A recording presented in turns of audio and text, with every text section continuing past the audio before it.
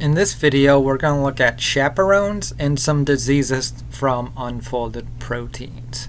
So first, what is a chaperone? It is a protein or molecule, large molecule, that assists other proteins in folding properly. And the way they work is that they will bind to unfolded or partially folded peptides. So proteins are not folded properly. They have hydrophobic regions, and if they are not folded, they can get with other unfolded proteins. The hydrophobic regions will come together through the hydrophobic effect. You'd get aggregation, and the cell would eventually die. So you want to prevent that, and chaperones help prevent that. Historically, these proteins were also called heat shock proteins because if a protein is under thermal stress, they will make more chaperones because some proteins would start to unfold and chaperones would help them refold. Now, there are a lot of different chaperones in prokaryotes and eukaryotes. So heat shock protein 70 is a 70 kilodalton protein, and it has another chaperone protein that it works with, heat shock protein 40. Trigger factor is on ribosomes in prokaryotes, and so right connected to the ribosome, you have a chaperone to make sure proteins are coming out folded. You have chaperones, which are large multi-subunit cage-like molecules in prokaryotes and eukaryotes, and that's kind of what we're seeing here in this GroEL, GroES complex. And then you have heat shock 90 proteins, which are 90 kilodalton eukaryotic proteins. And they're actually the most abundant proteins in eukaryotes. Because remember, unfolded proteins leads to aggregation, leads to cell death. Now, most molecular chaperones are ATPases as well. That means that they will hydrolyze ATP as part of their function, as shown here. Now we're actually going to learn how GroEL and GroES works. And just some basics about GroEL, GroES. They generally work with proteins that are 20 to 60 kilodaltons in size. They have the proteins that they work with have 2 or more alpha-beta domains. They usually work with beta sheets that are not folded properly, or with slow folding proteins. Alright, let's look at how GroEL and GroES works. First, just some orientation. We're going to start here in the top left. GroEL is the chamber, and GroES is a little hat that goes on the chamber. And so there are 2 different chambers, and they are connected, but they're independent. That is, one protein cannot go from the green to the red chamber, for example. So here we're starting with, you have an unfolded protein already in the green chamber, and you have ATP in the green chamber. So when this happens, unfolded protein plus ATP, GroES will actually come and bind to GroEL where the protein is. When this little hat comes on, a couple of things happen. One, the volume of the inner chamber doubles, and so this little head actually pushes the unfolded protein down. Now, once you have the GroEL and GroES complex, you would call the chamber with the protein the cis ring and the trans ring. And once you have this complex form, all 7 ATP molecules, because there's 7 bound, will hydrolyze. So you lose 7 inorganic phosphates, and now you have 7 ADPs. And during this hydrolyzation, the inner chamber changes to help the protein fold properly.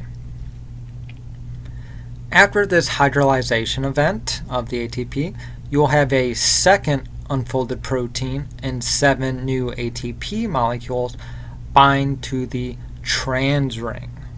Right?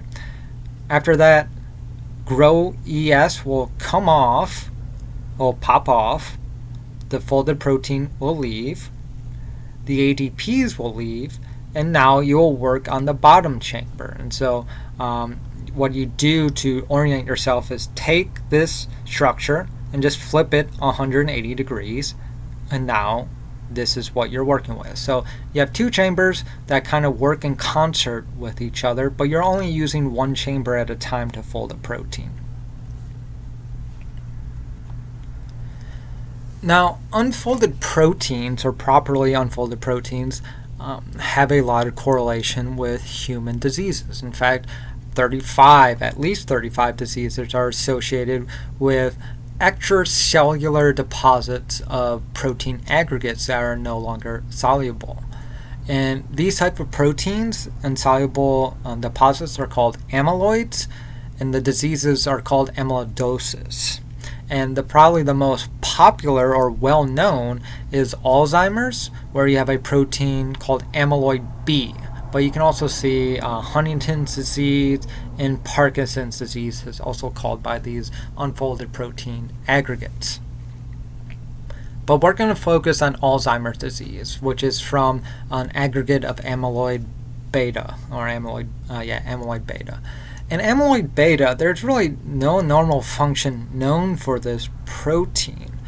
And what happens is that you get buildups of these proteins around the neurons in your brain. This causes these neurons to die. And that's why you see memory loss and reduced function in Alzheimer's patients. Now, these amyloid beta proteins are usually 40 to 42 residues in their beta sheets. And so you get these layers of beta sheets forming. And this is probably an ongoing process. People who are likely to have Alzheimer's, they probably have these amyloids in their brains even at a young age, but there's not a lot of them, so you don't have any cellular death or brain death yet. And so as you age, more and more deposits happen, and as more deposits happen, your neurons are more likely to die. That's why Alzheimer's is a disease that appears in older age. And one of the treatment possibilities to help prevent Alzheimer's is looking at decreasing the rate of production for this amyloid beta protein. So if you reduce the rate that it's made, you reduce the plaque formation, and you help to inhibit Alzheimer's disease.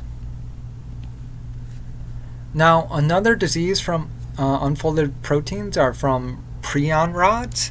And I'm going to call these TSEs, transmissible spongiform encephalopathies, or TSEs, much easier to say.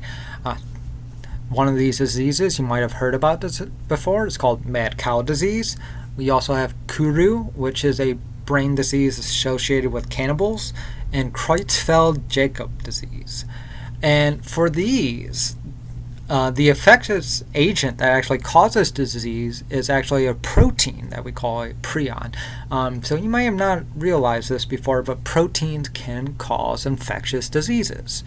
And a prion are usually hydrophobic amino acids, and they cause a rod-like aggregation, like your amyloids in the previous slide. So what happens is that these prions, we have them in our own cells already. We don't really know what the function of these prions are normally. But let's take what happens in mad cow disease.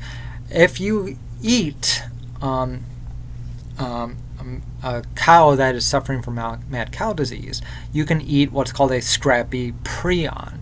And this scrappy prion, which is shown in this image, while the normal human prion is on the left, it can cause your natural prions to start aggregating inside your cells. And this aggregation can lead to cell death, which is not good. So that's why mad cow disease is such a problem. That's why we also see it in cannibalism. So if you're a cannibal and you eat a person who has a scrappy prion in it, that will cause a chain reaction in which your prions can start to aggregate as well. And what's interesting is that if we see individuals that lack the prion gene, you are immune to mad cow disease. You have no prions to aggregate, so you are not affected by that disease.